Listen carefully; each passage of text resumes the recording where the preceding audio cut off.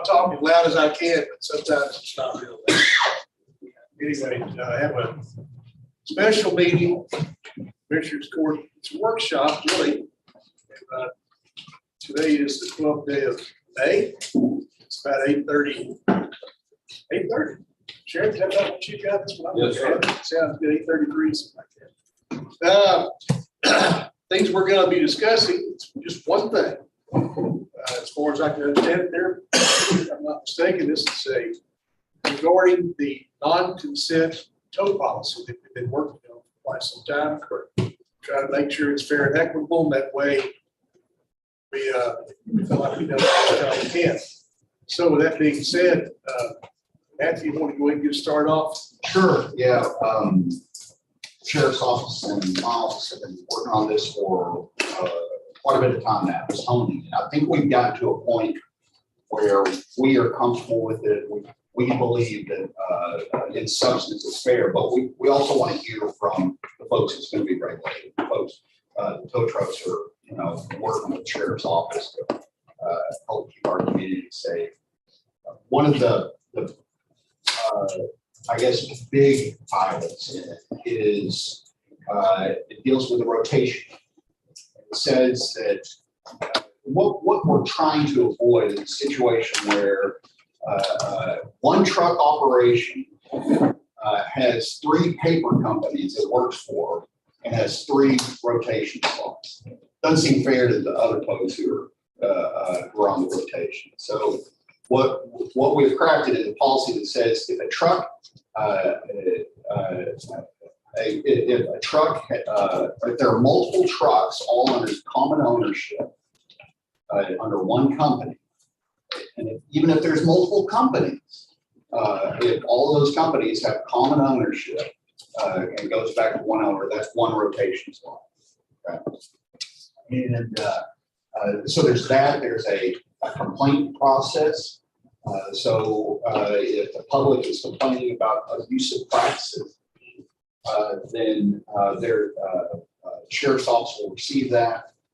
There's kind of a first round through that with their fleet manager. Then it goes on through a kind of in-house appellate process, and ultimately permits and rotation slots could be denied, suspended, terminated. Sheriff, you're going to have one person in your office that's going to be watching the rotation. Okay. He's the fleet manager. Okay. I'm glad to hear that. I didn't know. I know that one person was going to retire, and I didn't know he was going to take this spot. He's not officially there yet, but that's his. Well, John, whether you like it or not, but you got He was surprised too. good. It's a good man for the job. And then another kind of big topic for conversation that, I think, Don and I sort of want to hear from the community is the fee schedule. So there's the fee schedule we currently have is from June 5th, 2007, right? There's no date now, but to add to that, the court on the 11th day of July 17th for a workshop on the fee schedule. And the decision as a workshop, the consensus in the workshop was 2017 to keep it the same. Now that's what, 5, 6 years ago. We want something to be bring up today to the district tax.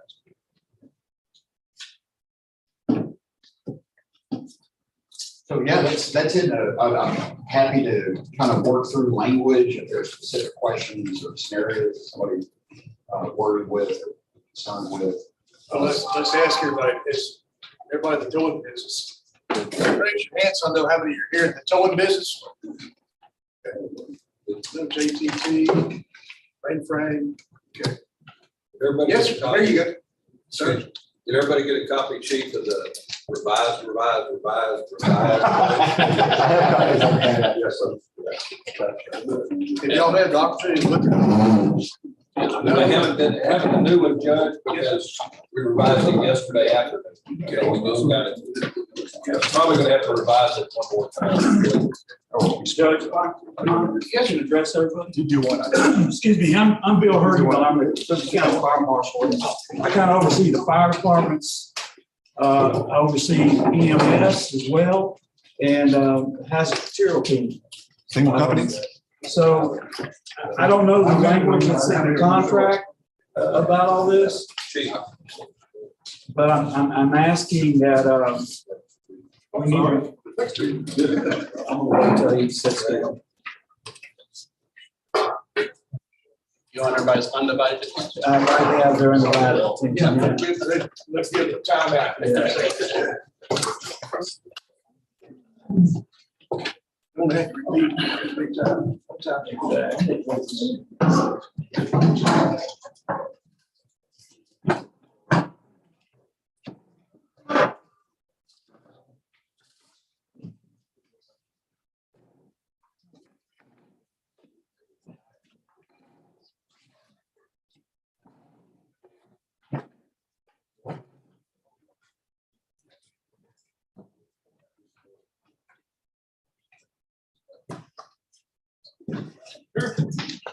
Thank you, sir. You want to go around the back?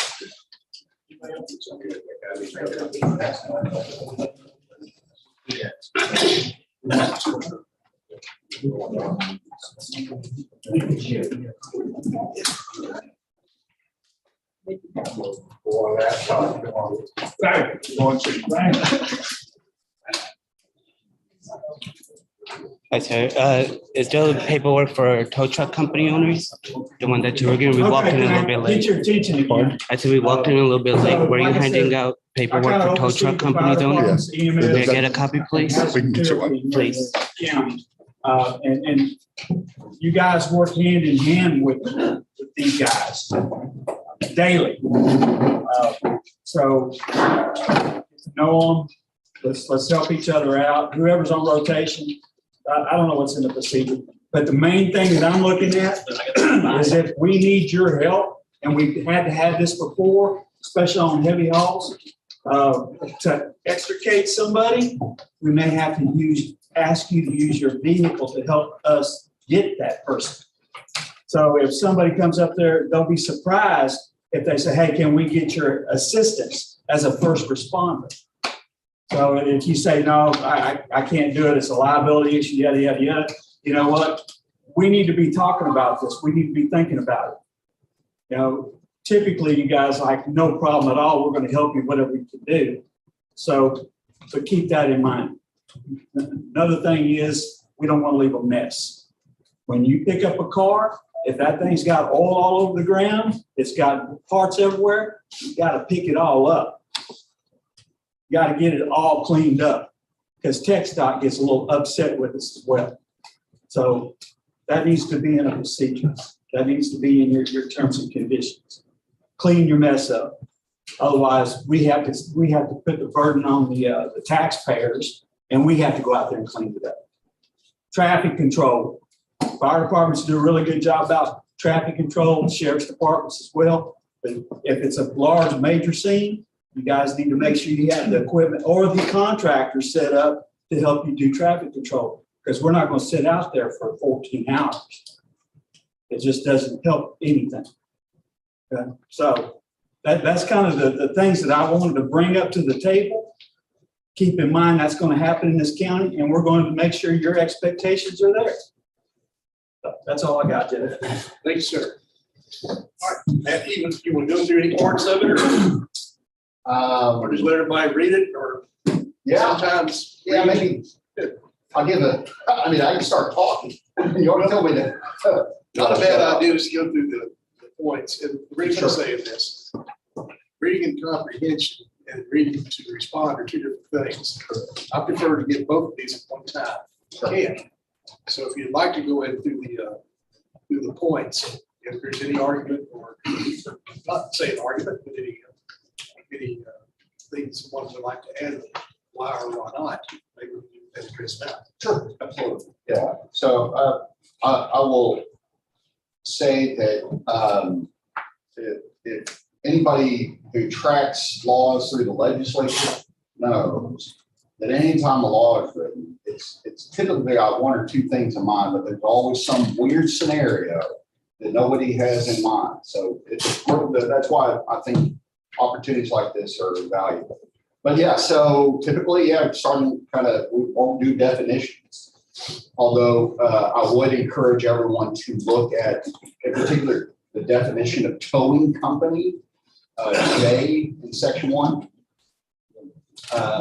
It talks about in events of mergers, acquisitions of companies, et cetera, which is, I was kind of referring to there before. So if a towing company merges with another or is purchased by another, the resulting entity in total there shall be considered a single towing company. Okay. But yeah, so let's go to section 2, tow truck permits. Have to have a permit with each truck. There's only going to be one rotation slot under this situation, but each truck has to have a permit. Okay. That's correct. Yes, and while we're talking about that too, all trucks and drivers have to be, and I'm going to butcher the name, but the emergency response TDLR certification. Yeah. Let's see. So there's a point here that says management, IM, it's an IM. I am, yeah. But there was a point that in the permit, or the permit and the driver, individual driver permits, correct? Yes. That's under other section in the back. Those two types of set driver and single company, correct? Those permits will be attached to a single driver and a single company, correct? No dual companies, no dual. That's right. No dual companies. Yeah. In my mind, I can't imagine how one person can be an employee at the same moment doing the same function under the direction of two masters. That's just impossible from a liability perspective. A bunch of The concern will be brought up that if you are supposed to work for Saddle Creek and JTT, but only off time with JTT, you're driving Saddle Creek truck. You have to have a permit for. okay. No, that's a fair question. Truck. Yes, so you would have to have, time. that's correct. You would have to have a permit for JTT Yeah. and your, But that's what I'm questioning. Only single driver can only carry one permit, one name, right? Companies, can't do it. There's areas that you cannot do. yeah, I think that's running into the kind of situations where it would be very easy, if we didn't forbid that, to have multiple rotation slots for the same individual. That's what we're concerned about. I mean, I don't know if y'all are aware, it takes about $300, and finally the Secretary of State created a corporation. It's very easy to have paper companies engaged in sort of unjust, inequitable type of thing. At the end of the day, what we're concerned the most with is public safety and making sure that wrecks get cleared and non-consents get towed safely. So, and I'm not, I want to be open about this so it's clear about where our priorities are. The Sheriff's Department's priorities has to be that, right? I'm an attorney. I did criminal defense for a number of years. I did court appointments. Court appointment lists are the same sort of thing. It's there so that adequate representation can be afforded to the citizens, not necessarily so that I can. I completely understand. I just want to clarify that single driver is a single company. Yes, that's correct. Oh, yeah, no, that's good, very good. So there are a number of violations in here that you'll notice. You'll know it because it'll say things like it is a violation. If you look towards the back, there's an enforcement mechanism here. Violations of commissioners' court ordinances, policy procedures are a Class C misdemeanor. I understand that doesn't hold a candle to what TDLR can do.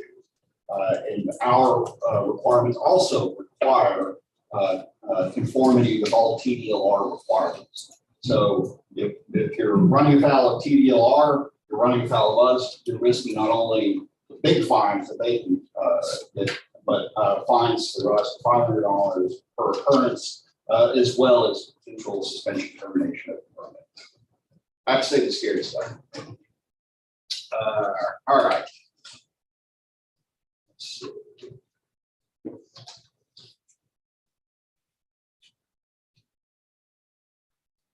You have to have the permit displayed in the front windshield of the tow truck at all times. Every one of those permits expires at midnight on the 31st day of December, regardless of the issuance date. So January 1st, it's not going to be up, if not really before August. So, December, I think, would be the hot time to come in and re up and all that. Will there be any kind of a grace period? If we, I can't, well, the law's law, regs are regs. Whether or not the sheriff or commissioner's court chooses in any particular situation for allow grace, they don't have to. Certainly, we're all humans here, and I'm not trying to be overly legalistic and all that, but I can't make any promise. The only way to avoid violations or issues is to make sure. we could go 2 weeks in advance. Yes. Oh, I'm sure. Yeah, 2 weeks a month. The expiration date. Yeah. Okay. Good question. I'm not going to forget to buy my hunting license. Well, I'm over 65. I do get a break. I found out when I was 15, you can't hunt town either. Oh, no, in Trinity, Texas, they don't allow squirrel hunting in the cemetery. So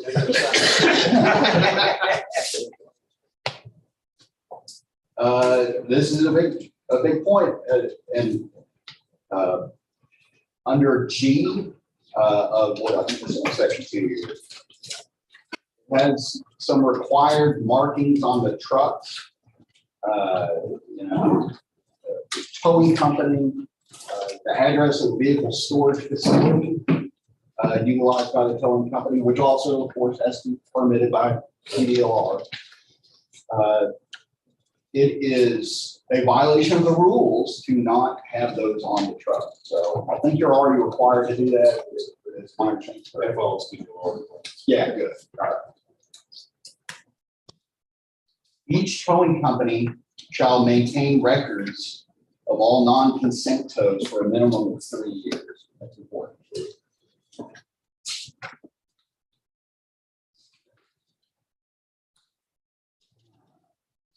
Any other questions on that or move forward? And those records are subject to inspection by the sheriff.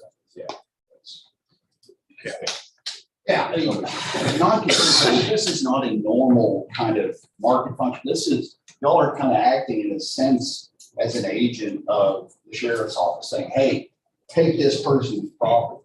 I'm giving you the authority to take this person's property. That's we need to be able to have some transparency about what happened and trace and track and all that. Where the records need to be kept at? I noticed they said something about the principal office. I can imagine, some of the bigger companies got like maybe reported places or whatever. Can it be kept at the store spot or like those 2 years or 3 years? It doesn't say in the rules. Yeah, that's a good question. So it doesn't say in the rules where, but it does require inspection. So I would think something that's reasonably accessible to the sheriff's department. I would think the vehicle storage log, which has to be in Lincoln County, would make the most sense. But yeah. So like web-based, be okay too? I'm sorry. Web-based? Web-based? Oh yeah. Yeah. I think web and choose that. you're there. Yeah. Yeah.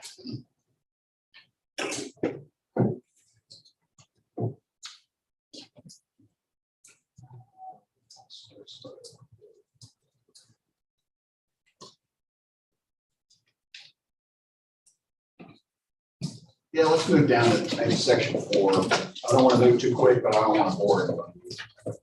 permit denial, suspension, or revocation.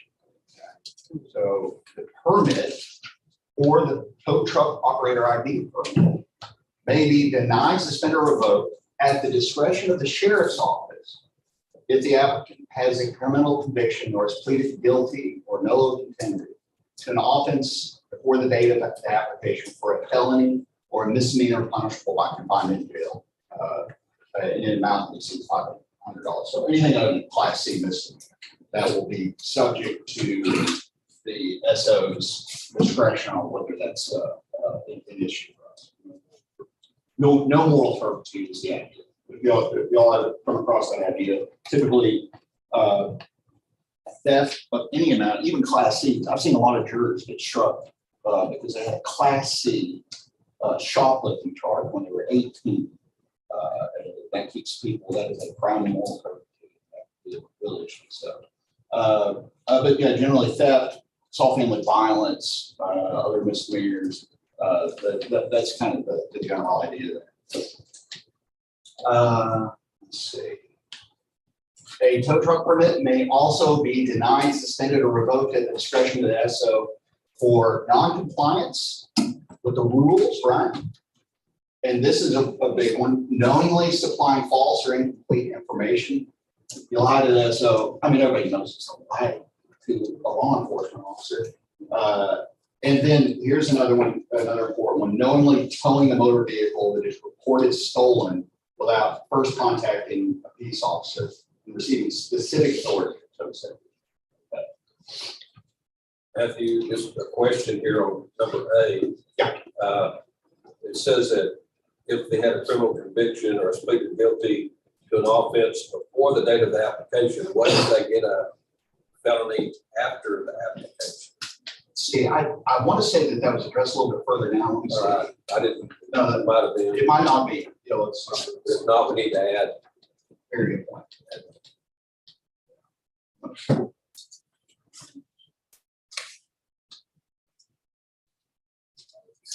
And also, when they do a renewal, it expires annually also. Yeah. So when they expires, we're gonna run a criminal background check on that contact. No, very good question. Yeah, sure. Always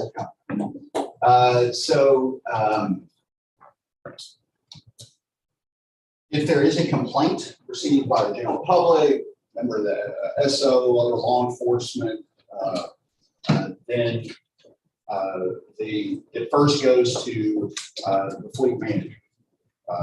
Mr. Hedrick, I'm sorry. And he will then, the sheriff's office will then send out notice. This kind of tracks the constitutional requirements for due process of law. So we're required to give you notice. You got to be able to know that there's a complaint against you. Generally, what that complaint is, substance, and you have to be afforded an opportunity to actually be heard about it, get your side of it. Okay, so of course we want to do that. And yeah, we're going to mail that first class or certified. And then there will be an opportunity to meet with the fleet manager and discuss it. And then he will make a recommendation. At that point, if an adverse action is taken, meaning suspension for a period of time, 30 days, or denial of renewal or termination, you have an opportunity to appeal that to a disciplinary hearing committee.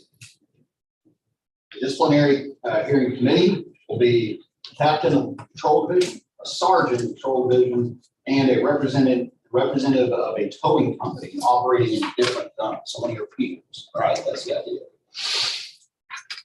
And then they will have an opportunity to have a hearing as well, present evidence and argument, all that good stuff. And then a written decision will be issued. Okay. There is one final appeal. That's what I was just confirming, and that is to the sheriff himself. So get two options here, but that then is at the sheriff's sole discretion at that point. Okay. All right, that gets us down to permit fees.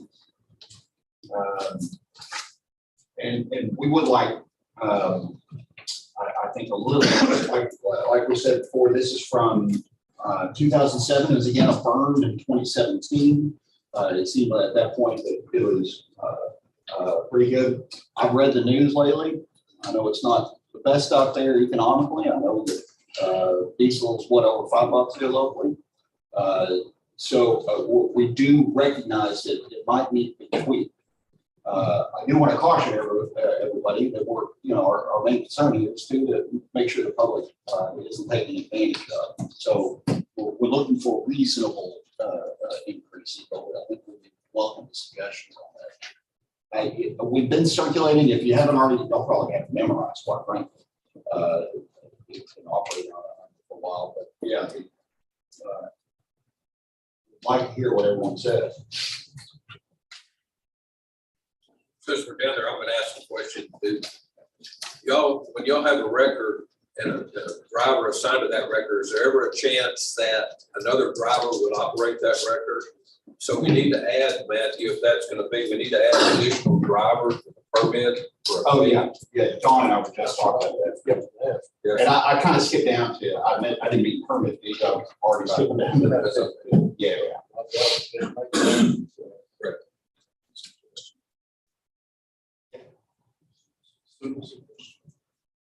A permit be issued to each piece of equipment, and a permit, a separate permit be issued to each driver.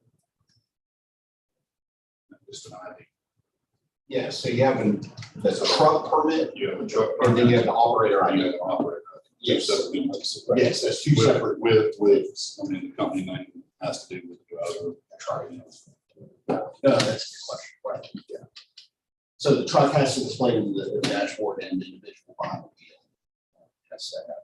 Anybody who rides as help in the truck also has to. Oh, okay. That's what it was like.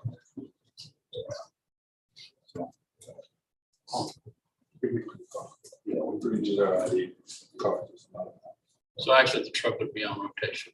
The truck is issued the rotation position, not the driver. The driver is just. Yes. As long as there's, Of that company, of said company. as long as there's a driver with a valid ID representing the company.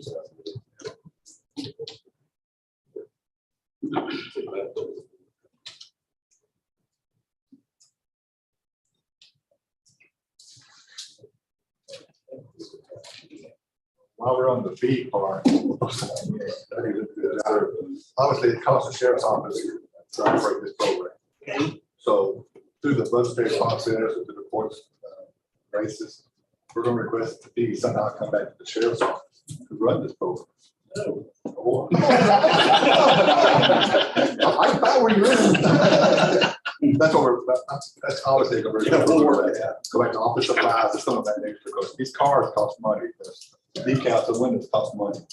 The time frame it takes our guys to inspect the yards for our policy takes time, takes money. Yes. These applications and everything already run through the sheriff's department background checks. Can they issue the permits or collect money right there? So they have to do something with the ID. Yeah. So make the sheriff's department just handle the restoration, the card, issuing the cards, y'all have the machine, and collect the money all at the same time. That way another outside entity is not doing it for you. Well, my concern was we had this thing coming on. We have income money coming in. What are we doing with it? I can justify internally what we did. Sheriff, I don't know how the auditor level is going to The holding permit to the truck, but for the ID itself. I think auditor does a great job of us to keeping our money.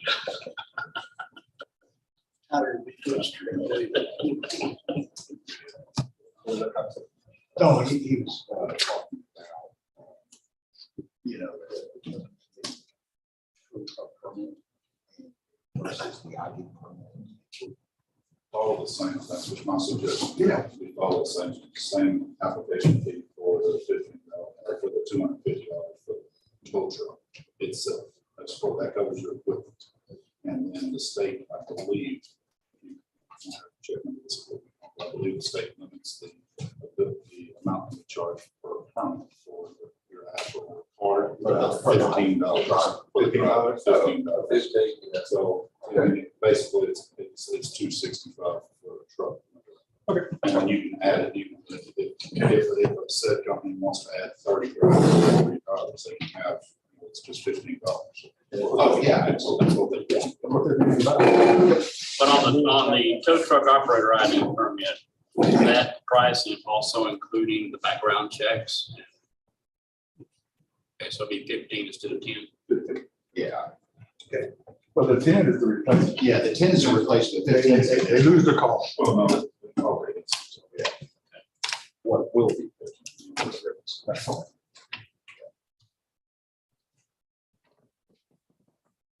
So for the rescheduling of inspections, facility inspections.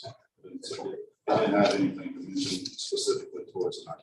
Oh, no, you said, it just said 250, and that is inclusive of one tow truck and one ID. Nice, it was one. Yeah. With the tow truck, any additional. Yeah.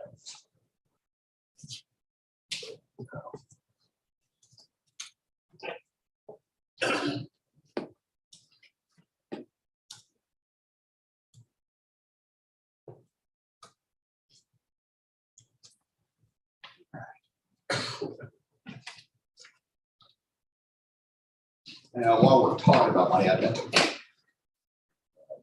say fees when talking about permit fees. But if we skip down to section 9, and then we'll have to come back to the other stuff, just while we're all thinking one. I got it.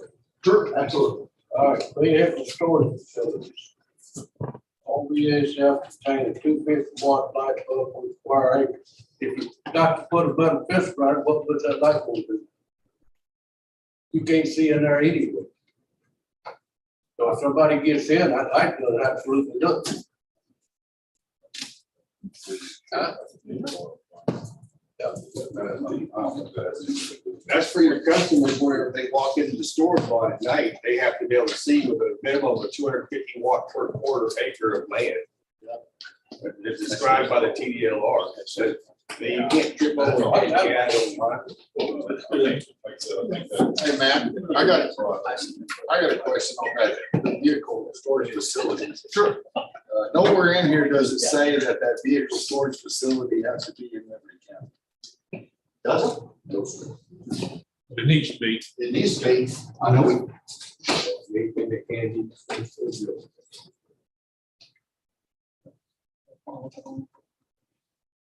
It needs to be open 24 hours a day too, for people to pick up their cars. TDLR takes care of it. Oh, TDLR, you've got that be there within an hour, 24 hours a day. Well, they say that, but other people, I'm having complaints, so I don't know why they call me for a lot of complaints. They say, John, why else they get the car out of this guy's storage box? I said, well, you gotta call him. But nobody actually from TDLR come down here and say, open that storage box, so we call the sheriff's department. If you gotta see it, you gotta sign up on it, says if I take cars in, it's fine, but they're not at least. Yeah, but we all know, we all know. But you gotta remember where we at, where they at. Oh, yeah, that's true, but if you call the sheriff's department and say, hey, I can't get this car, then the sheriff's department, that would be a complaint to the sheriff's department. Why should I have to call the sheriff's department? No, it should be the thing that we hold up our end of it. Somebody calls and you go to your lot to get the release of vehicle. It's in the TDLR. It could be a regulation of or requirement of being a county storage lot facility as an extension of the office. That when they call you, go out there and let their car out. And sometimes they get out of hospital when they need to get their purse and their medicine. Well, if you're not picking up your car. Personal property doesn't have to least 24 hours. Or you're gonna tell the people that they can't get their medicine after they get out of the hospital at midnight? Yeah, definitely. We don't. Look at that. I called TDLR on that very issue, sir. Yes, sir, they told me it don't make any difference what time of the day or night they call you. You have to go down and open that facility up and let them get their property. I asked, I said, is this a one-time thing or is this 10 times or 20 times, 15 times, whatever? Said it doesn't matter. Right, personal property is one thing. Personal property, the car, whatever, they don't care. As per TDLR, the vehicle has to be released 24 hours a day with one address. They told me property is the same thing.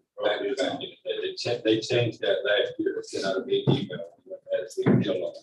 Well, I just called them about 3 months ago because I had an issue where the lady had come down 4 times and more in the big facility. What's your email? Hey, John, would you check that out with PDLR? Yes, sir. We'll Yes, take sir. care of that. We'll notify everybody of that, okay? Yeah.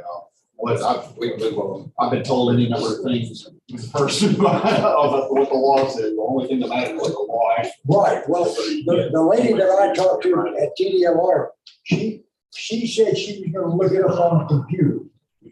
And I waited, and then she came back and she said, you have to open up 24 hours a day.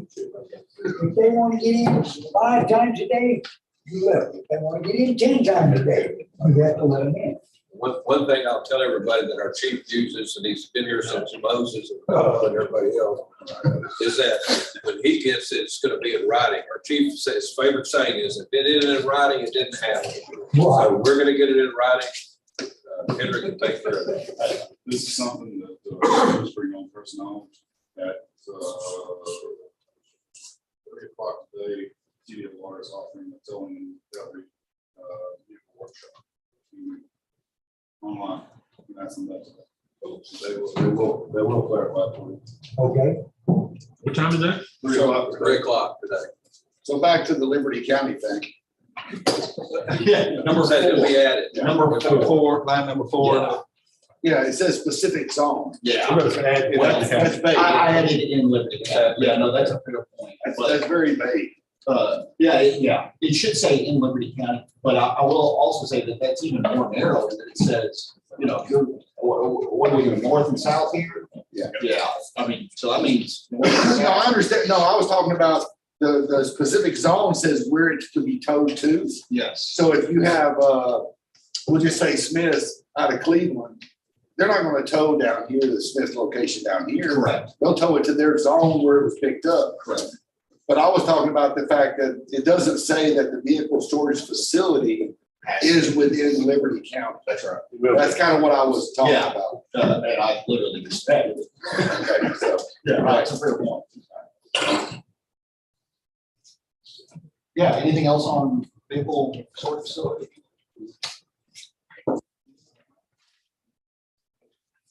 Or operation of tow truck at sea, I don't want to stick over that.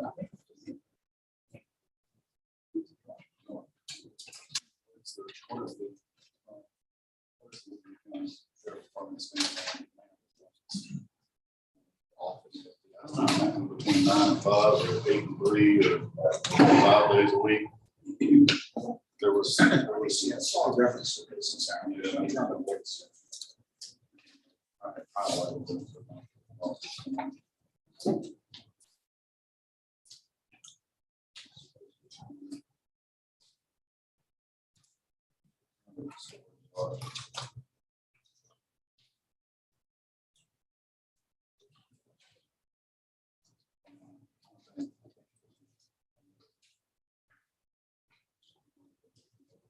What if TDLR said? They don't.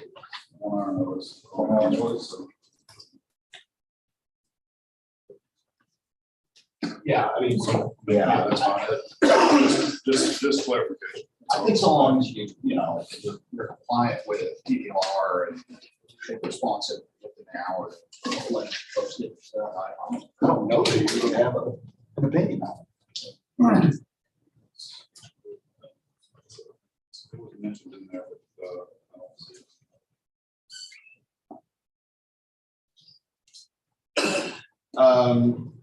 No, what's the word, the phrase for it? Surprising, every time I go into Harris County, I see, tow trucks sitting behind accidents a couple hundred yards. This is not, this is rotation, come out, within 30 minutes. So I just thought I'd point that out.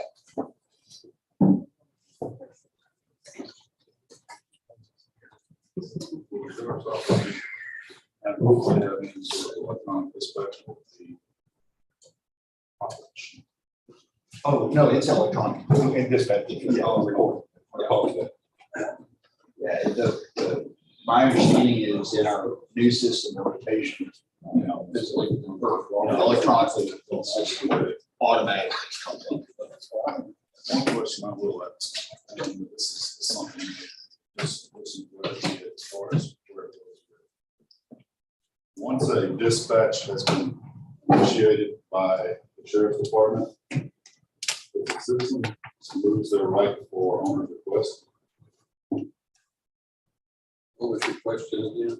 if Well, one. 10 times, they ask them for their dispatch. The officer asks them, the citizen, they'll ask them, do you have a preference for a record? They'll say no. They'll dispatch their rotation. Then they'll come back and say, who do you got in route? Well, I got so-and-so in route. Well, I don't want them on somebody. Well, you can't, once it's dispatch, your truck's in route. Why would you want to lose, we lose fuel. I agree, 100%. So that once you're dispatched, they lose all their rights. And that's normally how it's been here for. That's the way we should. That's the way it should. The DPS. same with Montgomery County, I agree. and Madison County, Yeah.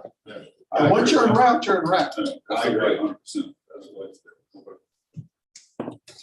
But also goes to the point too, that once you have a record en route and another record is dispatched actually en route, because the sheriff's department knows that you're, say you get owner's request, you're en route, you call the sheriff's department, you tell them, then the other record shows up while I was dispatched.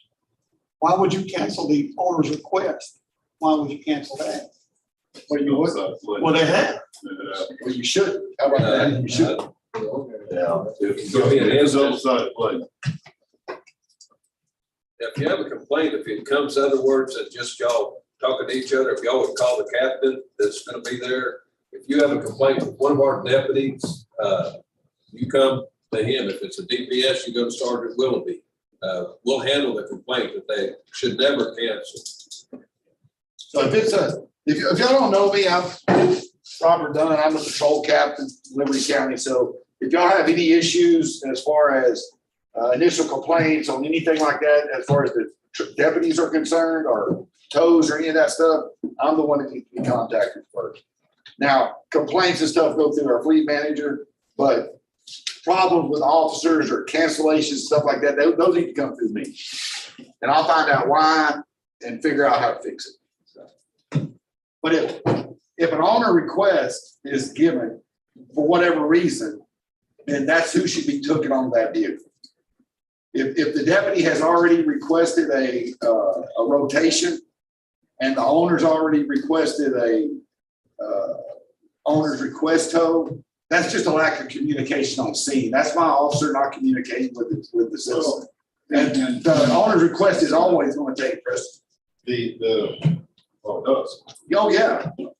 Yeah, I'm not gonna, if the owner wants Smith Towing or J&J or whoever, I'm not gonna pull a rotation off of it.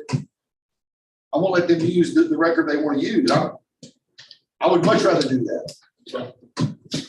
Now it's a whole other thing if we just put them in custody. Well, If we snatch them up and they're in custody and we call for a record, and then their baby's mama's cousin calls somebody, that's the difference. This is the scenario, and it happens.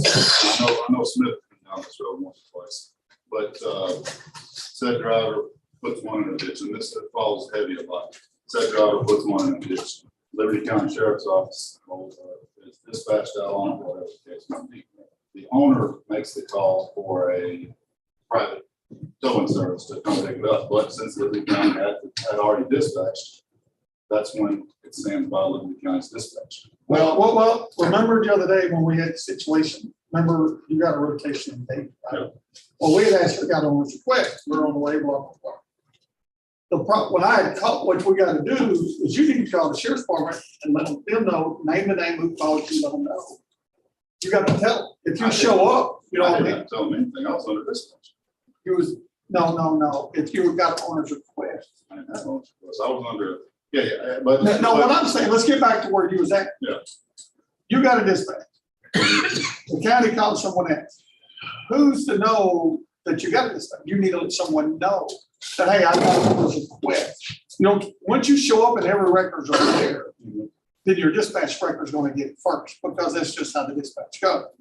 But that's where I'm questioning, right? So, and that's what, exactly what I'm. let me back up, let me kind of touch on what he's saying. So if you get an owner request for a heavy haul, right? Yes. And the deputy shows up on scene and he doesn't know that there was an owner request for JTI or whoever, right? Then he's gonna call for next up rotation. Yes. You as getting the owner's request, be a good idea to call my dispatcher and go, hey, look, man, I got a call. We're headed down here. It's an owner request. We're headed to it. The other thing you have to understand is if I have a big truck blocking traffic, I'm getting a record there, Yes, sir. right? I'm not waiting an hour for one coming out of Houston. I don't care if it is an owner request. Absolutely. I'm calling the next heavy haul rotation. I'm getting this out of the road. I agree. So we're not going to sit and wait, because we run into it all the time, especially over in Dayton. They're running off these GPSs trying to get to Walmart distribution center, and they're over off 611 off in the ditch. I'm not waiting for a record to come from Katie. No, I'm calling the next up heavy haul. And if that heavy haul is headed that way and that big record shows up from Houston, who gets it? the rotation is going to get it. Yeah, because we've already, once we dispatch one. That was exactly the question I was asking. Who's that, what bid or what record they pressing? It's the same thing with that 30-minute time frame. If you're dispatched to one and at 35 minutes, we've already dispatched another one, you're shit out of luck. You just missed your rotation. And that falls under heavy duty also? No, I don't know. I haven't read that. Time limits are different. Time limits. You gotta, you north and south. Yeah, time limits are different. You gotta know, you know, why would you not be there 30 minutes? That's what I'm Well, there's saying. not a north end and south end for heavy duty. I mean. I don't think it is. It's I not, think it's a straight rotation. It's a uniform rotation. But I think the time frames on heavy duties are different than regular tows. I'm talking about just regular tows. What are the time frames for heavy duty? 6D. 60 minutes. Once Within reason. towing companies responding to liability shall be able to arrive within a 30-minute time frame. Heavy duty shall arrive within a reasonable amount of time as determined by the peace officer initiating not. Well, what's reasonable? Well, I know, but that's under the circumstances that. Say, okay, let's do this. Let's say reasonable. Say there's a wreck in Cleveland. Yep. JTT's way over by 1960 between them both there. Yep. Okay, what's reasonable? Can he get there 45 minutes, 30 minutes, 45 minutes, an hour? What's reasonable? Yeah. Because I have trucks on both ends. I can get there in 30 minutes. Yeah, right. So it don't make me no difference. So what's reasonable? Yeah. What's reasonable? Should you be required to have trucks stationed all over the county? I think it's gonna fall back to the officer on the scene, communication with him. Yeah. If he says, you call and say, hey, I'm 47 minutes away, he may say, that's reasonable, come on, keep coming. It's just because of the officer on the scene. Next sentence. Because the officer technically controls that scene. So if it takes you 45 minutes to get there, and he's happy with it, so be it. Yeah, the next sentence also. So with all due respect, officers are very busy and there's a short amount of them. And sometimes you'll get stuck out there. So reasonable amount of time is not. You know, we're over in Cleveland and they're coming from Dayton. And we got traffic backed up and it's going to be difficult for the record. We need to take it in some. Well, then you got to do the 30-minute thing from Cleveland to Beefhead Road is 35 miles. And that's the Cleveland area, that's the north end. How can you get 35 miles in 30 minutes without getting a ticket? Don't get caught.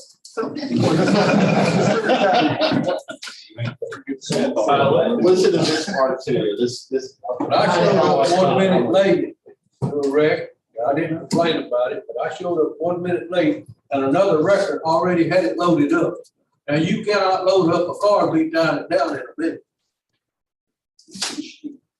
I blamed it off. You gotta remember now, in defense of what Matthew and everybody's been working on, the county attorney's been a lot of work on this. We cannot find, unless they found it recently, anything that's been adopted by the county. So really, there, in my opinion, there weren't any rules up until we get this adopted. Okay?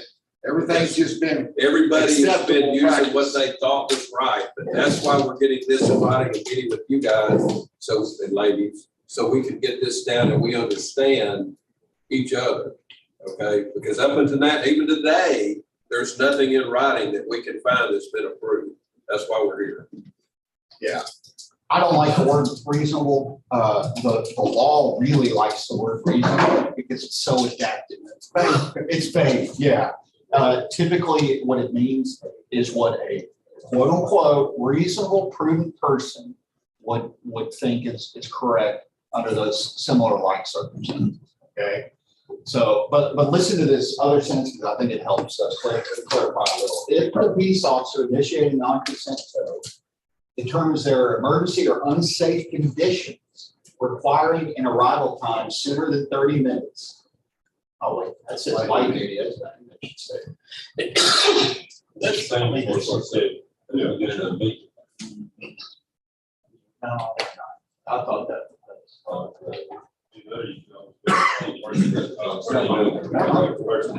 Yeah.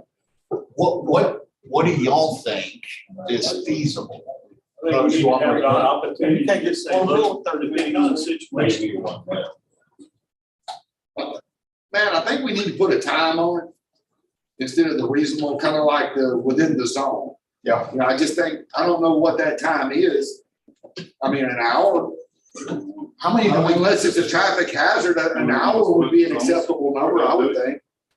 What do you think? An hour? Most of the time it is a traffic hazard here. I mean, it's gonna be a traffic hazard, but an hour, if you're gonna give 30 minutes to a light duty truck, that essentially can be a little bit more maneuverable than a heavy. You should be able to double that. Either that or Heavy duty? Yes. I'm just talking right now, I'm just talking about heavy duty. Yeah. So if we go with a 1 hour time frame, then I think that can cover just about everybody from one end of the county to the other. And that way, if we call Jesse or we call you and you go, now I can't be there in an hour, we can move on. We're not sitting there for 45 minutes and then we get the call, well, I'm not gonna make it. Yeah. And then we wait another damn hour. Yeah. That's the problem. I like an And hour. we also need the freedom to say, Yeah. hey, look, man, I got an 18-wheeler blocking 321. I'm not waiting 45 minutes.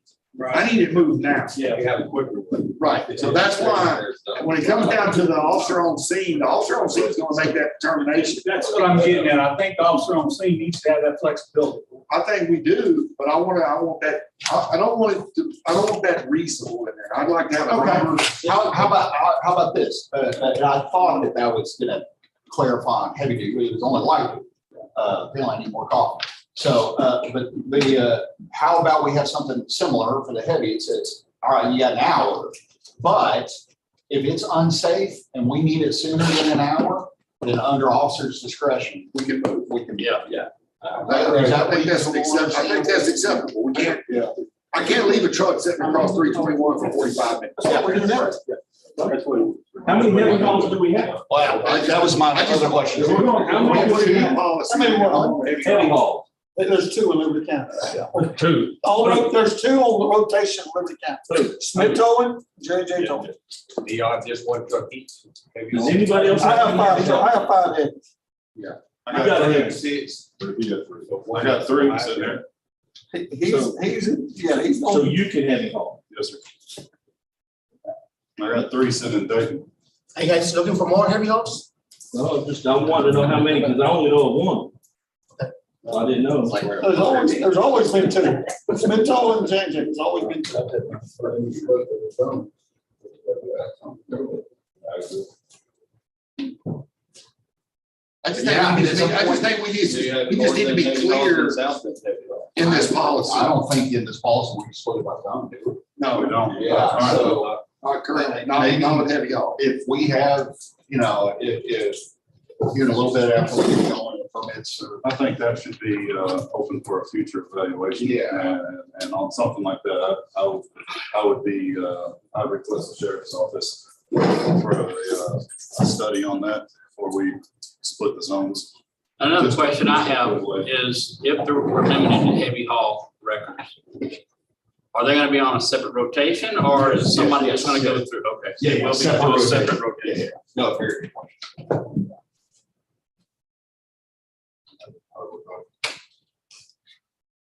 I think the hour is feasible, because I think that if anybody who's on heavy, pretty much an honest guy that can tell you if he can make it or not an hour. And you can make just about from one end to the other, Liberty County in an hour. Yeah. An hour is plenty of time. You can't get trouble without fucking an hour. You can make it from, you can make it from Chambers County to Ryan in an hour. Can we still leave it in there for the deputy's discretion? Yes. Yeah, I mean, the way I'm not thinking, Because an hour may be critical. yeah, You're right. Yeah. I just think that if we're gonna do a policy, if we're gonna do standard operating procedures, and this is how we're gonna do it, I just think we need to have a number. no, So that way, yeah, we can always change that number, you know, with the situation. But that way, when we call one, they're acknowledging the fact that they can be at our location within an hour. And if they can't, then as a professional, they should be able to tell us, no, we're not, we got him tied up in Houston right now. We're not gonna be able to make that. Yeah. That way we can move on. You know, If it's it is a a reasonable critical time, situation, reasonable time between the record driver and the officer on the scene is most definitely gonna be it's gonna be different different. opinion. Yes, and that's why I think it should be She has a difference. a very finite number.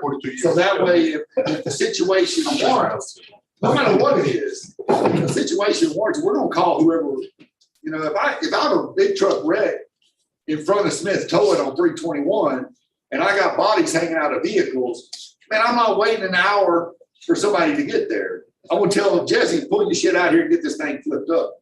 Right? The policy actually covers that. You see what I mean? That's actually in this documentation. Right. In fixing circumstances, the officer can say, you see that certified, pull that vehicle.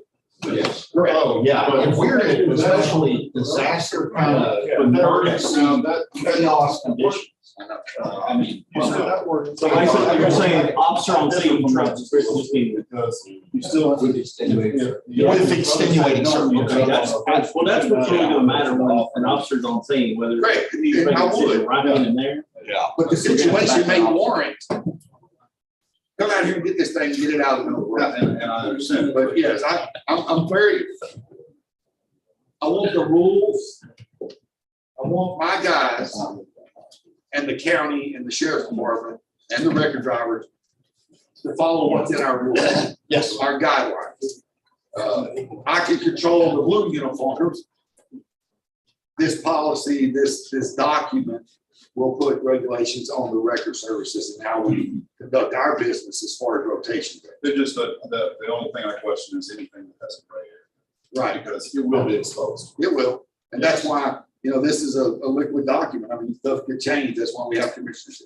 Yeah. You know, where this is a workshop, we're just trying to go through before we actually put it to a vote and get that stuff done. And, you know, just like the fees on heavy haul, it's not even in here yet. Yeah, all we did was say whatever is allowable under TDR. I understand there's a maximum fee schedule under TDR. Yeah. You know, fees need to be discussed and we haven't got to that yet. Yeah. There's a lot of things in this document that just need to be tweaked a little bit. And I like putting numbers to it. I want a number, a solid, and if we're gonna have storage facilities in Liberty County, then this document will say the storage facility is. It does. It does. We're trying to protect our citizens. We don't want to wreck all of 1960 and they have to go all the way to Rye to pick up a vehicle. That's not fair to them, their family and whatnot. Still, that falls by something. Yes, anything light duty goes back to the light duty facility. Now, as far as the heavy duty goes, are you gonna hold it to said zone, or are you not splitting zone? Well, you're talking zones. We don't have zones. Not on heavy. Not a heavy, yeah, so you just have to So have. if I pull one out of Cleveland, I can bring it down today. Heavy? No problem. Yeah. Uh, I mean, it depends on yeah, I the- mean, if, You can't use anybody else's yard. Yeah. Sorry? You can't use anybody else's yard. That's not, no, that's part of it. yeah. No, you're correct. You know, I don't, that was the whole point. When you say zones aren't really defined either. That's kind of like just an understanding. Well, If you have a wreck in Cleveland, it's gonna be hauled to Cleveland. I was under the impression that, and please correct me if I'm wrong, but pretty much 105, anything north of that is north end, Correct. anything south of that is south end. Correct. What?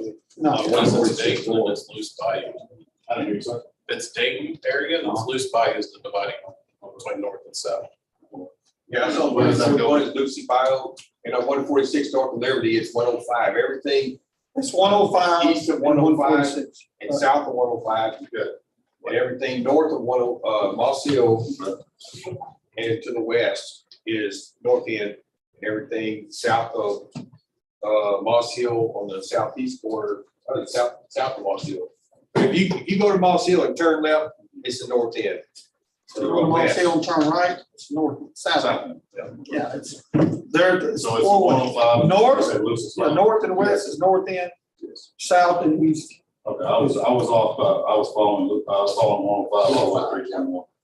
So It's close. You're close, but yeah, loose file, all 321 loose files to separate. Sorry, I do it, I can't. And copies of patrol districts.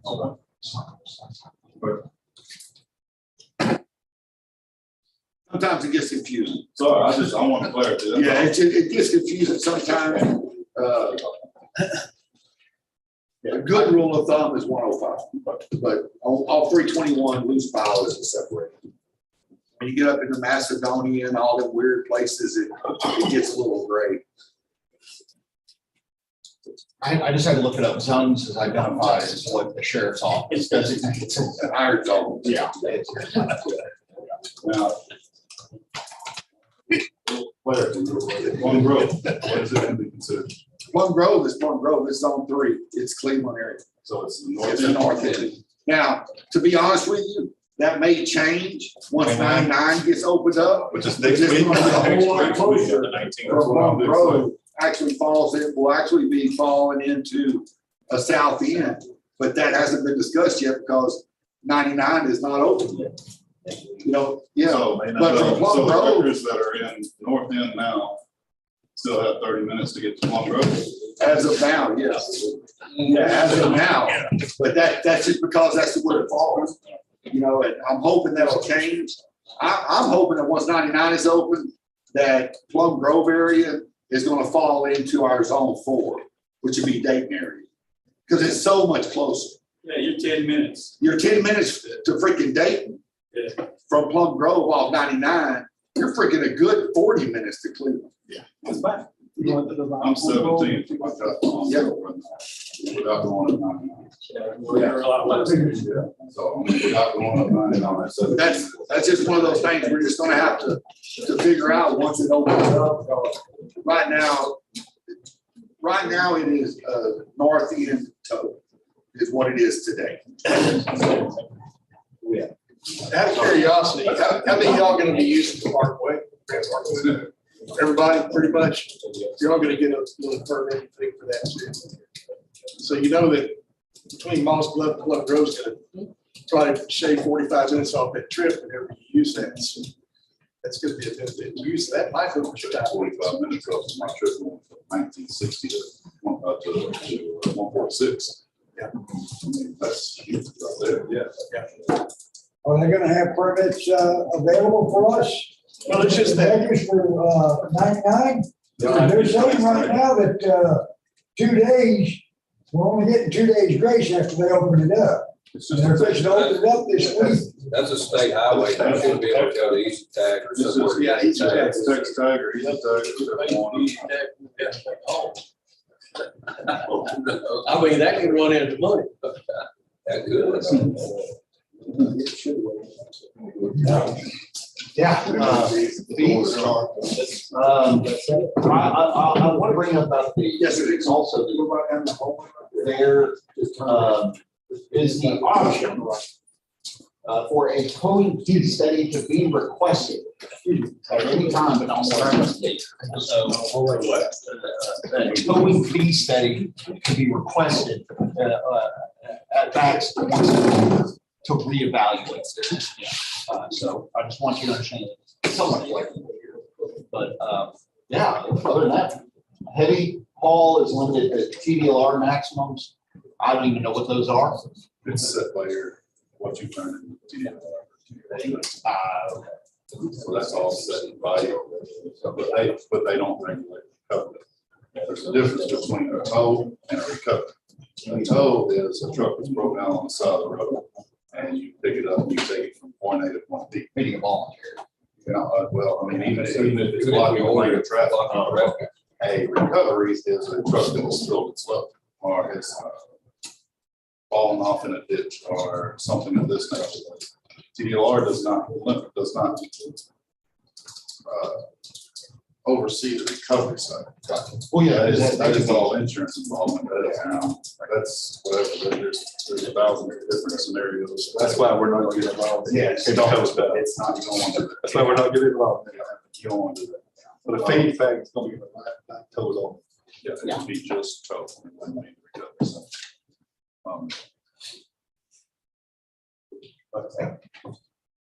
Welcome to any input. Does anybody, I mean, is everybody in this room aware of current tow fees for light duty? Should have got one of these. Don't go for what's in the policy. Yeah, don't. This is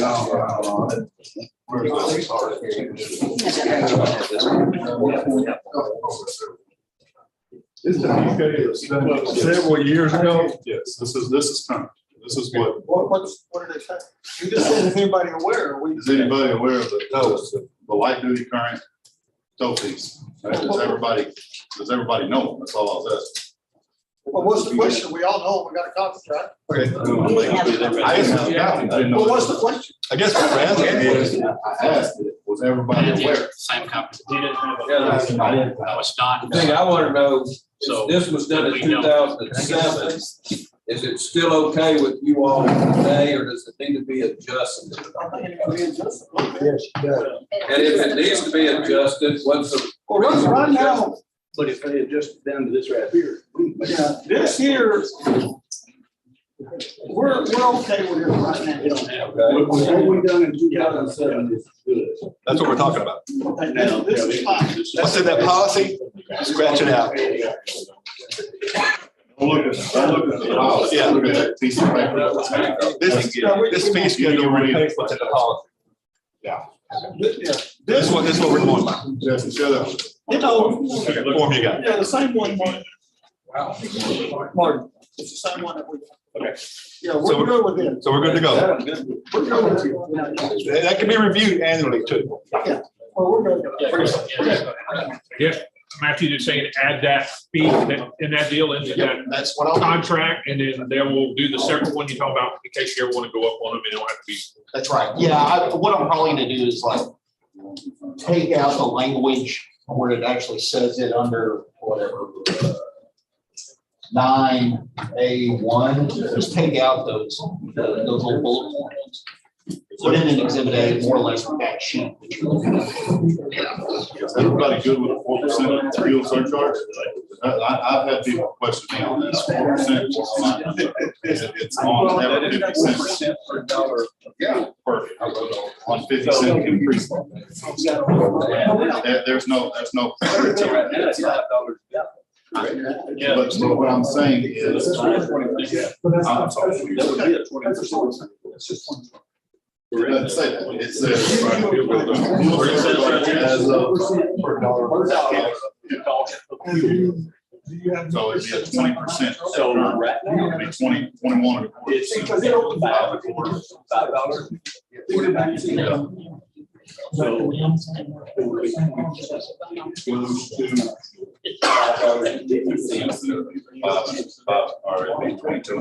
I got you.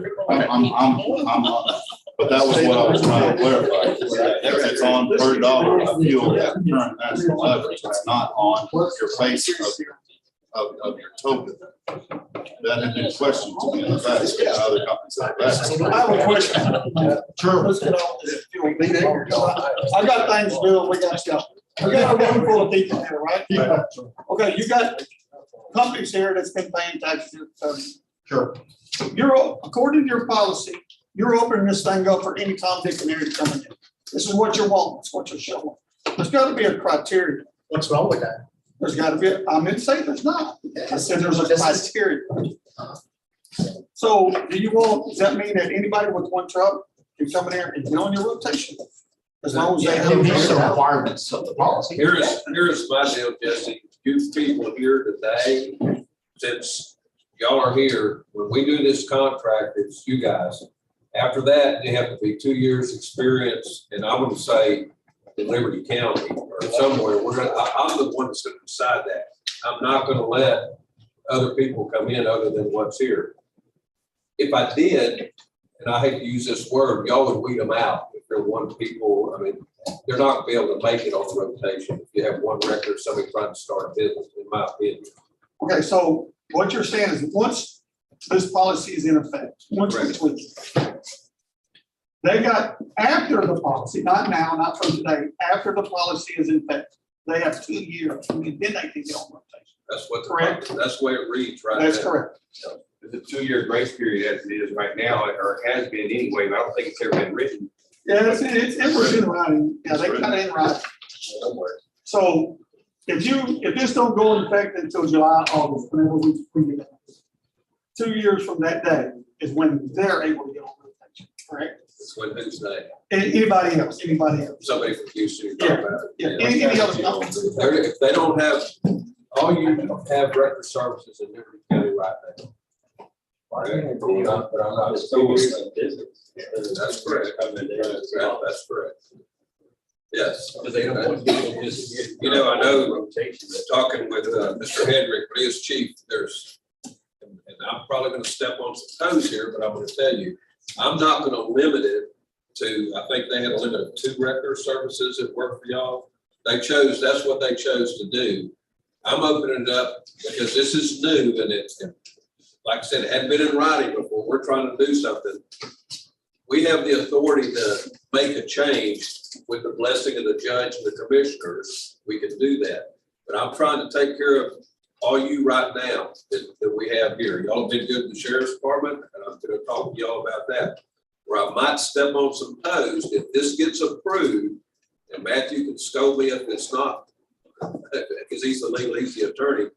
This is a policy that's approved by the judge and the commissioners to be a Liberty County policy.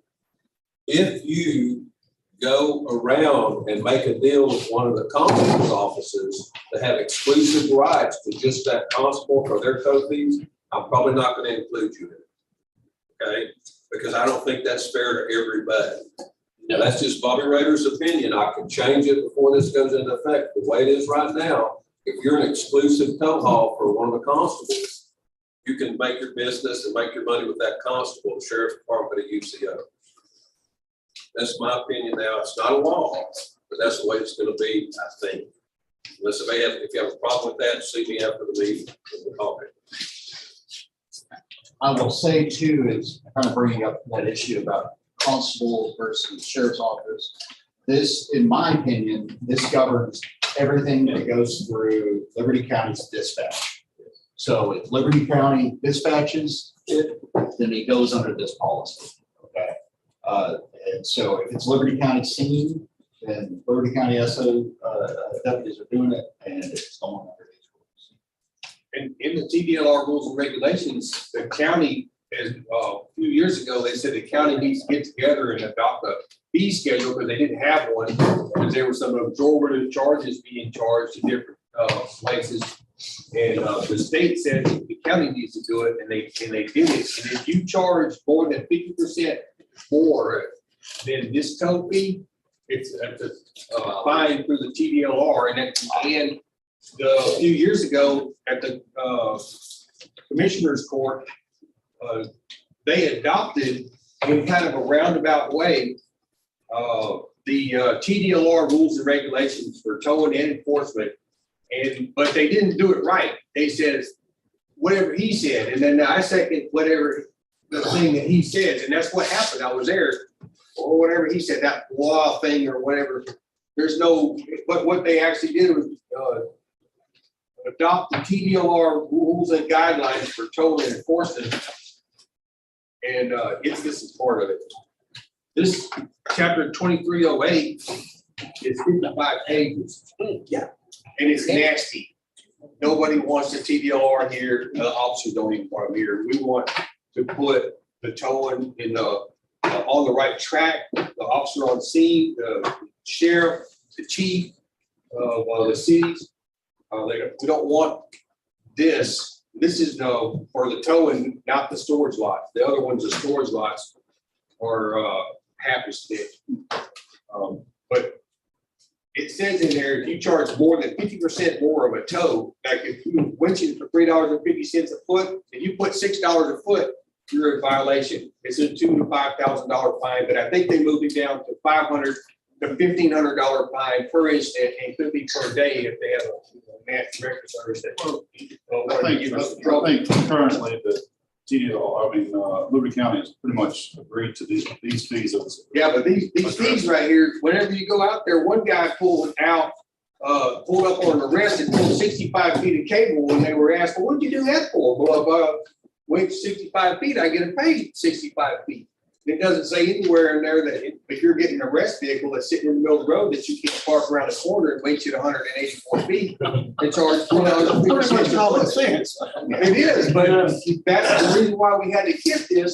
When we adopted those fees, there was a record service in this area that was charging $3,000, $4,000, $5,000, $6,000, $8,000, $10,000, $12,000, and $24,000 to tow cars out of the middle of the road.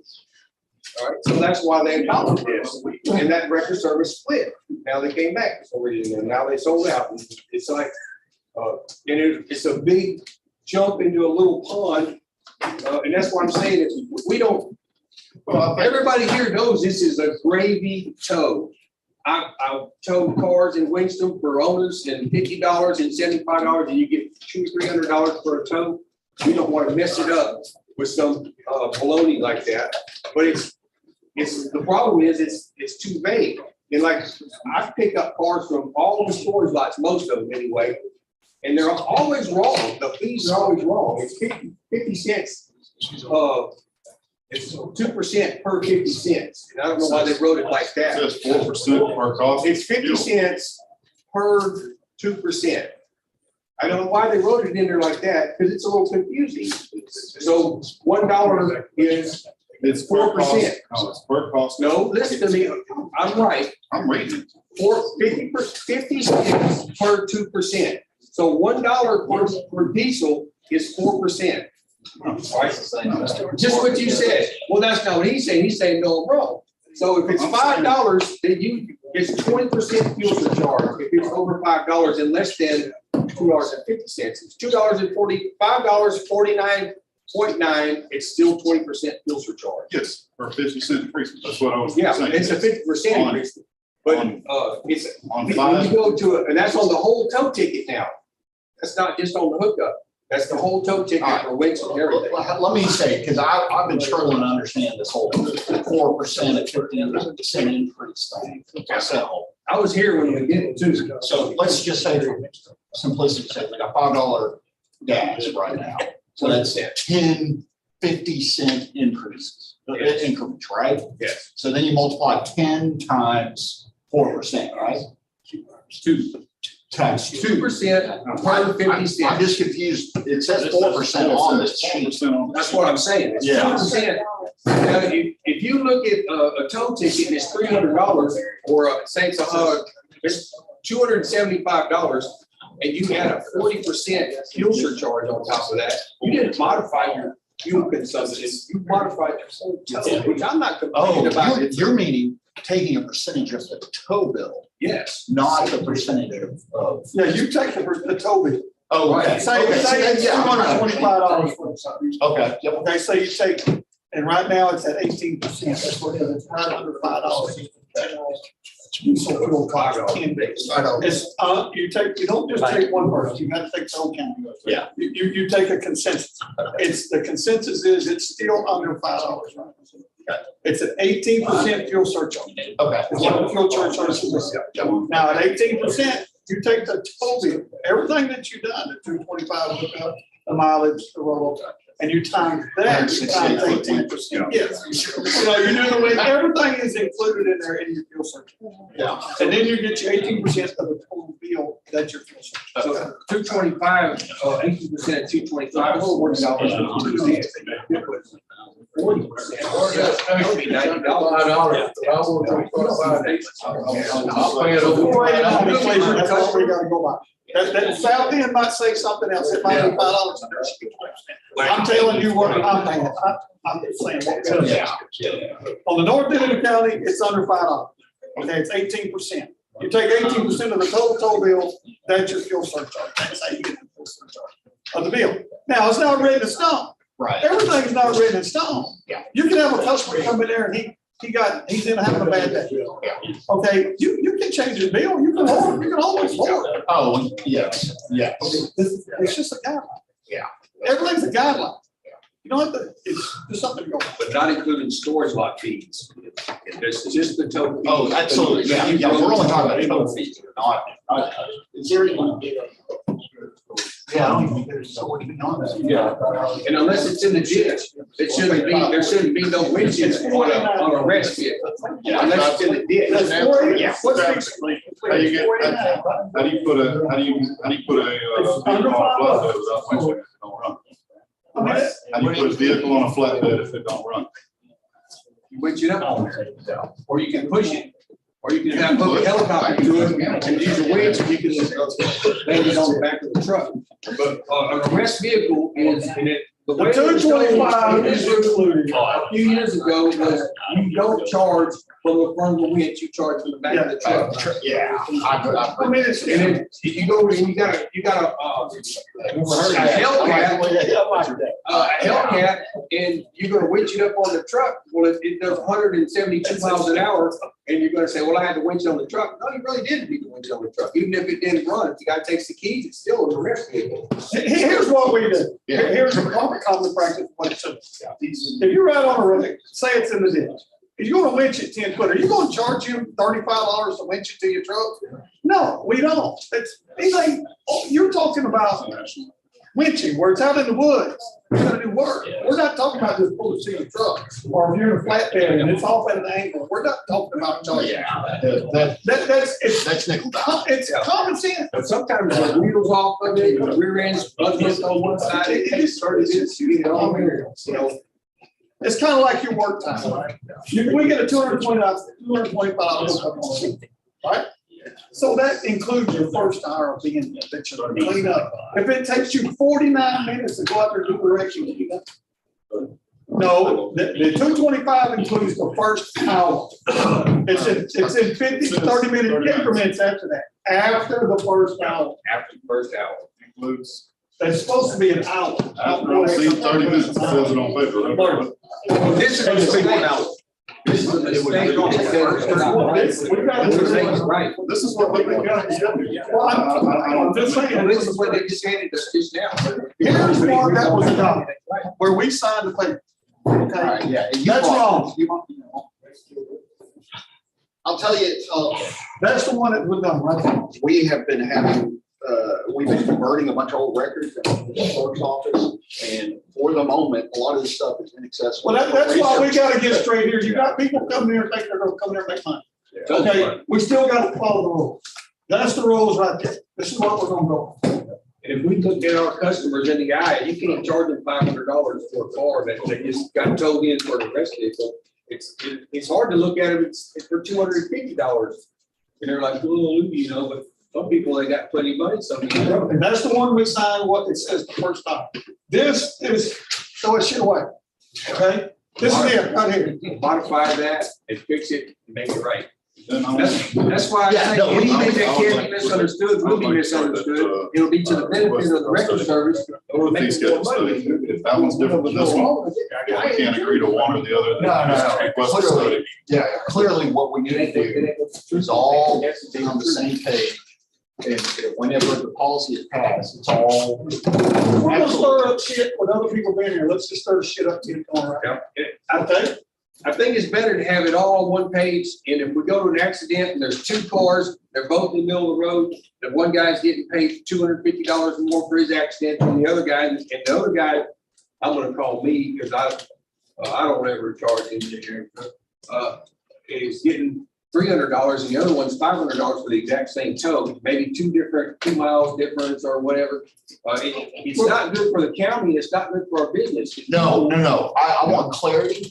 And we have to all be on the same page. The law, if the law and policies aren't consistent and clear, then it's failing to be. So obviously, there's been something gone wrong. But it can all be solved by the clarity of the policy paths. So at this point, Time out just 1 second. Gentlemen, y'all listen up a minute. We're not in Cleveland. Okay, we're in Liberty. You wouldn't watch your language because you're on YouTube, and this is forever. Okay, so gentlemen, be gentlemen, please. Okay, sir. so for clarity purposes, since there's nothing that is adopted, nothing is set in stone on this ordinance as of yet, there are 2 documents that are out there that have different numbers on them for fee schedules, correct? At this What point in it time, looks like, what do he you has have? one, and what Liberty County has supplied the rest of us with today. Would it be agreeable to request a fee schedule or a fee study at this point, or can we all uniformly agree on one or the other? Yeah, I think, at the current moment, obviously, the policy in place, we're not talking about triggering some sort of legal duty. What we're talking about is, yeah, I know, I'm with you. But what we want to walk away from this, sir. So Yes. if the absolute immediate moment, obviously, Commissioner's Court can't take action without 72 hours notice, an open meeting, et cetera. Okay, but so what the sheriff's office needs to do is we need to dig in real quick and look at our records and figure out how it is that if it's just typo and it's circulating the wrong document, but we need to figure out why we think 2 different things. It looks like the document that he had was an agreement whenever he got on the rotation list with the county. It's the same date on both of them, so y'all gotta find out. See, that's what there's a That means disconnect. for all these years I've been charging wrong. No, we don't know that. We don't know. Well, You know what I mean? that's- That's what we need to get to the know. bottom of. So, we're going to immediately do that, after this meeting and this week. Be available by phone call if it turns out that is either old and there was a change of some sort, some way along the way, which might be possible because, again, we can't research that right now to know. But if we find that this is authoritative and that this is the correct one, then that's what we'll let everybody know. That's what my belief is going to be, but that could be wrong. You know, And do we want to keep it there, or do we want to increase the rate? Well, and that was one of the 2 big questions that I had fundamentally for all this. So it sounded kind of like consensus was this is acceptable. Yeah. You just gotta clarify is it 1 hour or is it 30 minutes? Yeah. That's what we got. Other than that, everything's fine. I would think that the 30 minutes would be for the light duty. Which would Well, be you know what they're acceptable. saying is when you get on a wreck, sometimes it says sometimes you're there for 4 hours. Yeah.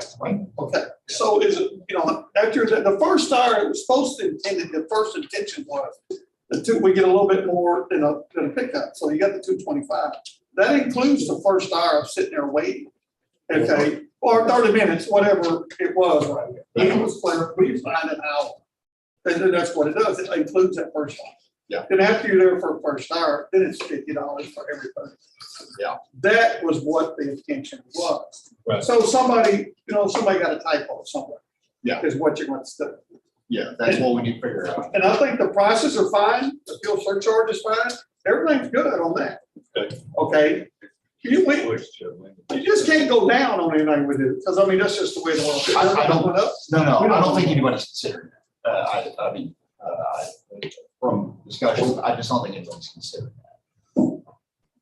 I've got a thing that I'd like to see. I'm not sure if the TDLR outlawed it or what, but we used to have a preservation fee if you have to tar a vehicle. You do, you get $20. That's still on there? Yeah, it's still on there. That's your impound fee. That includes your. 2103. Your impound fees are running. So that is with the storage fee.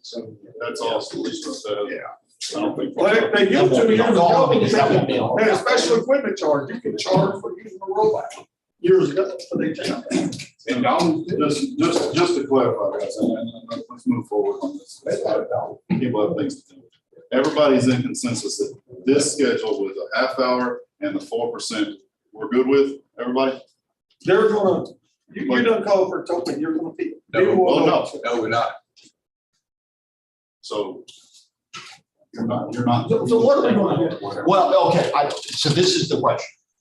Not, do we have absolute certainty on what happened in 2007? No. But moving forward, is what's represented on that sheet acceptable? I think you need to stay the same that we signed. This right here, the document we signed. And.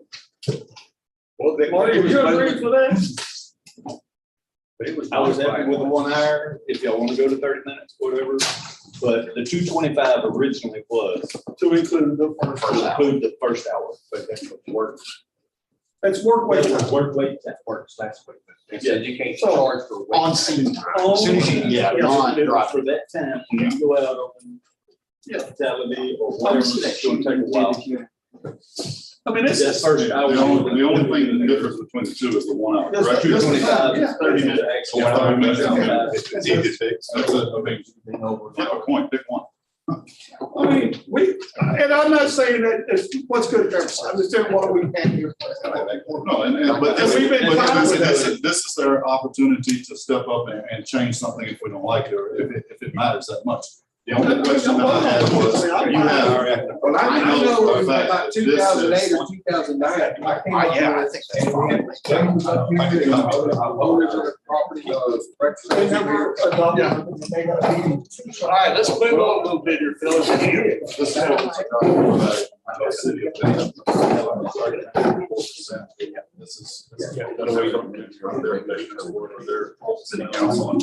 So that's what. Let's just be happy we're not sitting there saying. All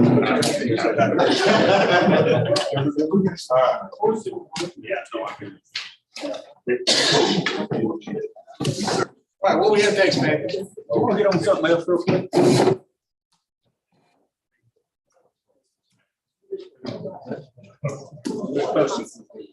Mr. Poston. Mr. Postma, yes. Got a quick question for you here. On the heavy duty, you got it, you do not make you cannot make a call in 3 times.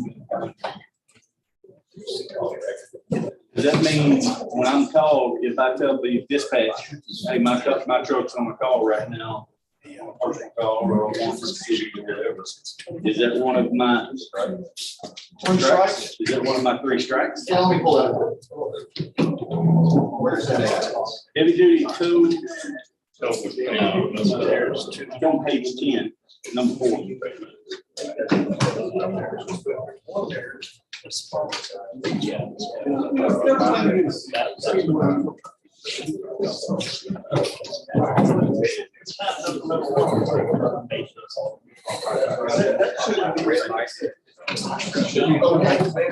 Yes, I mean, theoretically, so we might want to tweak this language. Okay, like I have one hit, right, on a personal call, which happens with black rates. Yeah, exactly. You know, and the county calls me, hey, my truck's not available, just go to your next one, go to Smith or whoever. Is that going to be a strike against me? Because if it is. I don't think we want it. I'm betting what, and I'll want to tweak the language, I think. The idea would be, yeah, I'll have somebody en route. Yeah. And then 30 minutes later, Yeah, I don't. an hour later. Yes, yeah, that's different. This dispatch is. Where you at? One answer the phone, one answer the phone. Finally, I get you an hour later and you just drop the truck off and you're en route an hour later. Yeah, no. And that's the problem we have. Not answer that phone so we can find out what the status is, because you don't want to let them know that you're already 30 minutes late. You gotta pass up that 500 bucks to make everybody on the scene wait. Yeah, exactly. That is chief, chief, can you read your writing? Maybe? Just checking. I know sheriff can do something, right? Yeah. An old doctor script, you can write for years. That's it. Andy, what do you, those are the. That's all the big ticket stuff. Yeah. Yeah, but I picked up a number of good little tweaks here though. So. We wanna have y'all see them after, you get home, pick them apart form, send me an email. Say, hey, look, does this mean that? Is this really what you want to do?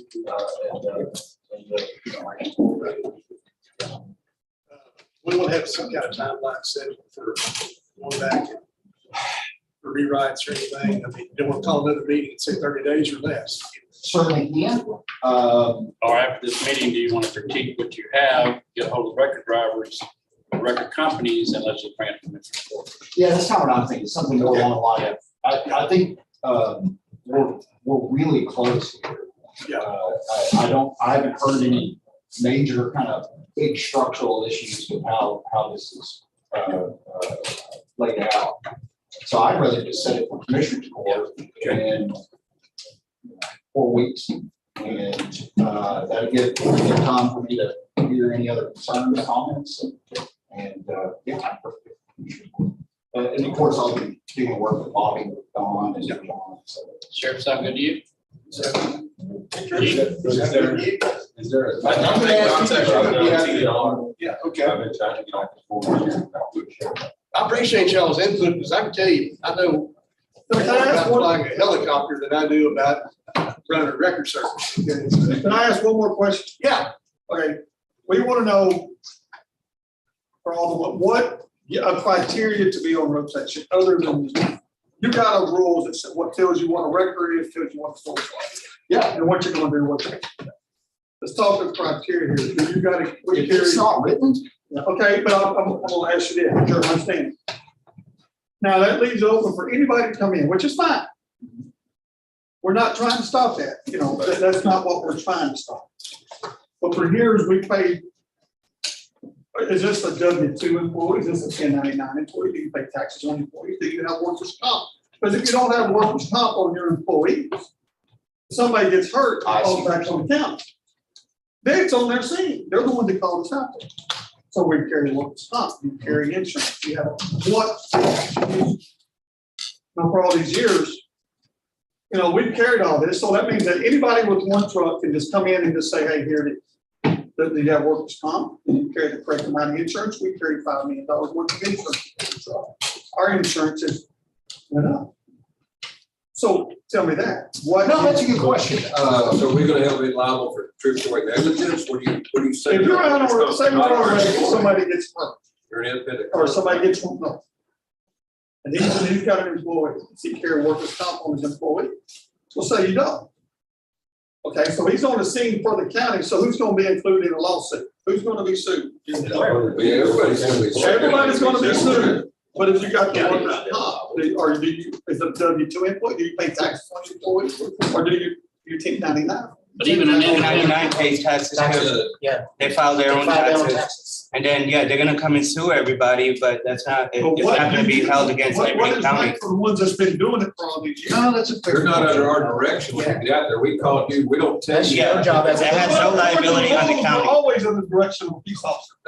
No, we don't tell you how to run your business. It has no liability to the You county. understand that part? Everybody starts. Being a 1099 driver, he has to have a DBA. I'm the company. Lincoln. No, I know you're not. I'm not picking on the. Yeah, I know, but I'm the. I'm just asking a simple question. No, it's a Easy fair question. So, I mean, I'm interpreting that question to be something like, does the sheriff's office of the county have interest in making sure that towing companies are responsibly employing and. Matthew, we haven't signed a whole harmless agreement, waiver subrogation. If they would go on the insurance, they'll go on the insurance. Waive the additional insured. So we're gonna have a list of requirements for each record service as far as the amount of insurance. We can add the. We certainly can, yeah, that's what It's included in. Yeah, okay. Currently, it's referring back to TDO requirements. The only stipulation I think Jesse is asking is, since he's been a big business for all these years, taxes and true employee, drivers, he's asking, is that going to be the current requirement for Liberty County to be on the rotation? Right, I think that's correct. No, I couldn't hear you. So, yeah, I mean, are we gonna require, I don't know, that's a real good question. So right now, as it stands, when y'all start a new policy, or we start a new policy, everybody that signs up as far as they meeting the requirements.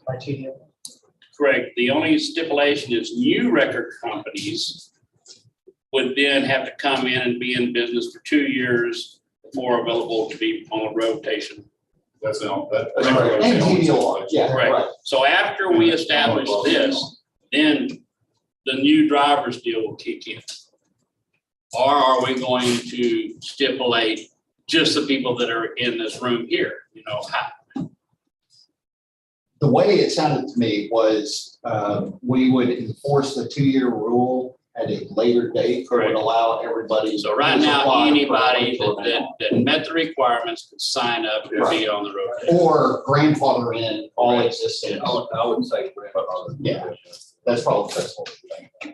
So, you know, when Dayton did this, they opened it up and they had 7 or 8 record services and they had cars going everywhere and they had storage lots, but really they just parked them in their backyard. And the reason why there was narrowed down from 7 to 2 was the lady said, I can't get my car out of the storage lot. And they said, what's going on? They go to the guy's house. He's got a wooden fence in his backyard was saying all this deep grass and the car was stuck in the backyard. And they said, we're not doing this anymore. And they says, who's your favorite? And of course, I'm at the top of the list because I'm that kind of a guy. And they knocked off all the rest of them because they were so, the whole dispatch spent the whole time on the phone with people looking for their cars and these crazy prices. And so they said, you know, we're not going to just turn it into a free for all. That's right. And whether it's right or wrong, I think it's, you know, the land of the promised land and the home of the free and all this other stuff. And we've got the right to work any place we want. But I still don't want people coming in here in droves because this is a really nice deal. And if you have everybody comes over here, they're not going to be here in the tub and serve the public. They're going to be here to grab the cream off the top and run with it. And left every other guys like me towing in the middle of the night. And, No, I don't. But somebody needs to come out and make sure that they're doing it. After, right? That's the equation. They're gonna be subject. John Hedrick is gonna make routine checks and go around. That's gonna be his job. Well, I think what he was saying was more or less, he's been there for all these years and spent a lot of time on it, done a lot for the community. And he's pretty much, if you leave it wide open, let everybody come in. What gives them that's just one take from him that he's given to the community. Right. All these years. That's what he was saying. Yeah, I get it. I really do. That's a legitimate. Right. Hard working people, all they want to do is come in here and charge $400 or $500. And a guy had a truck, a trailer, and a motorcycle. They charge $450 for the truck, $450 for the trailer, $450 for the motorcycle, and drove it to the storage lot because they didn't know how to hook up a truck, trailer, and a motorcycle. And the next day, the guy got out and paid his $1,350, and he went home because he was disgusted. and he never filed a complaint, and we didn't have a regulation on it. I mean, first and foremost, this is our home. So we live, And our we neighbors. live here. Yeah, period. Okay, these are our neighbors. We've been here our whole life. Yeah. Okay, it's been nice. We haven't been protected in a way, in a sense, but this is what we do. We've outlasted all of them. We come in and we've been with, what gives someone else free enterprise? Okay? But they're not even here. They're not here every day like we are. They don't give, they don't sweat, they don't bleed like we do. We've taken the good with the bad. So what gives them the right to come in there and do that? That's what we do. They come in, hold up, and then we're never. Then we're left with it back together. Yeah. No, so I will say, I researched a similar question, which is. If we can kind of wrap this up a little bit, we've got some ideas. If it gets to where we are gonna be in a bind, I don't mind calling another meeting to get you here, and we'll have an agenda to go over instead of just kind of throwing stuff out here a little bit. And I think we've accomplished a lot. But Jesse, to kind of answer your question, it looks like according to this, a bunch of it falls on me. I've told you, I'm not letting a bunch of people in. I didn't make, you guys are included because y'all are Liberty County, okay? That's why you're here. We don't have anybody else. It wasn't open to anybody else. We have no inquiries right now.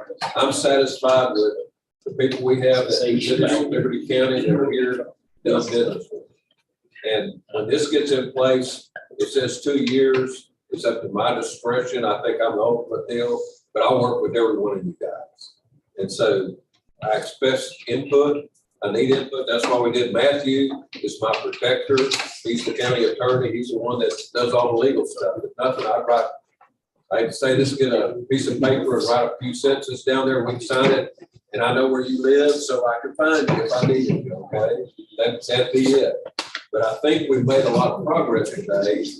So let us get this put together and then run it by you again and let's see what happens. Okay. Yeah, all right. Yes, sir. Thank you.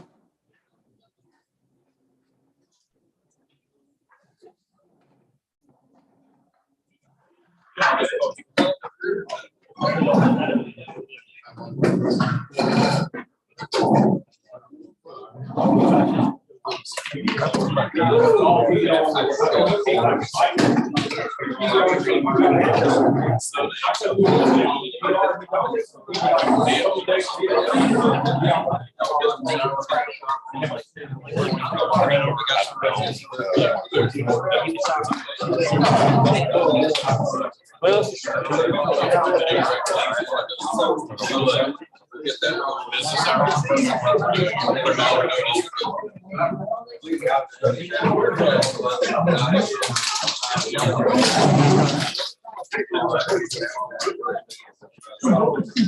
They don't know who that's kind of great about the door. That's